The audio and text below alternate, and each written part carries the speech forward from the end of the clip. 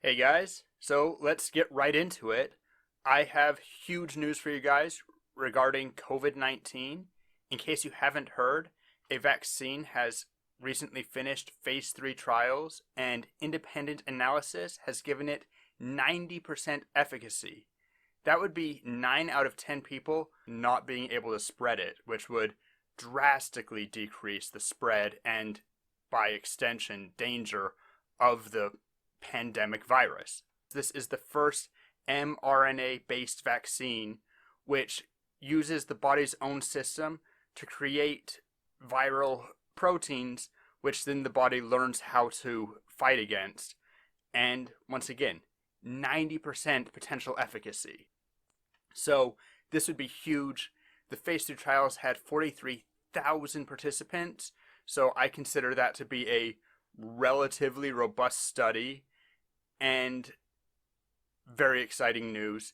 The companies Pfizer and BioNTech, which are based out of the United States and Germany respectively, do need to wait 2 months before they're allowed to start producing the vaccines for distribution to just check that any participants don't have delayed adverse effects from the vaccination.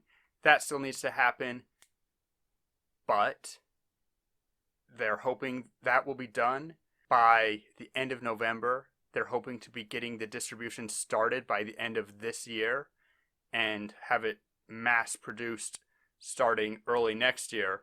So, very hopeful news on the prevention front.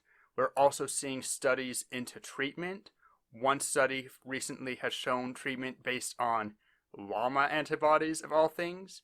We're able to use llama antibodies as a guide to synthesize what are known as nanobodies, very small antibodies which attach themselves to the virus and prevent its ability to infect living cells.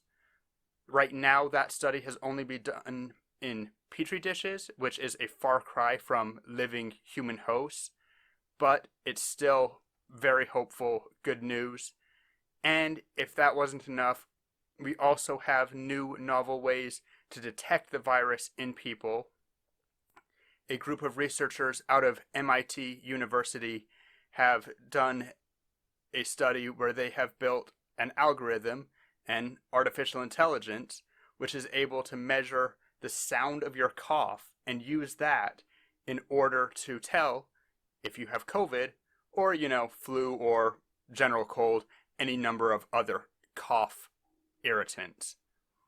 This has a 98.5% success rate for telling COVID.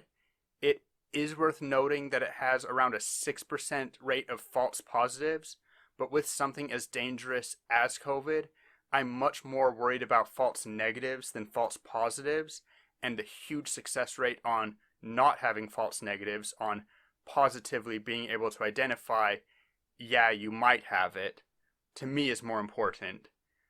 And since it's based on sound, this could potentially even be done through a smartphone app, or, yeah, it would be another huge way that you could test, be safe, be able to know, maybe I shouldn't go out, maybe I should stay home, protect those around me, see if other symptoms besides the cough develop.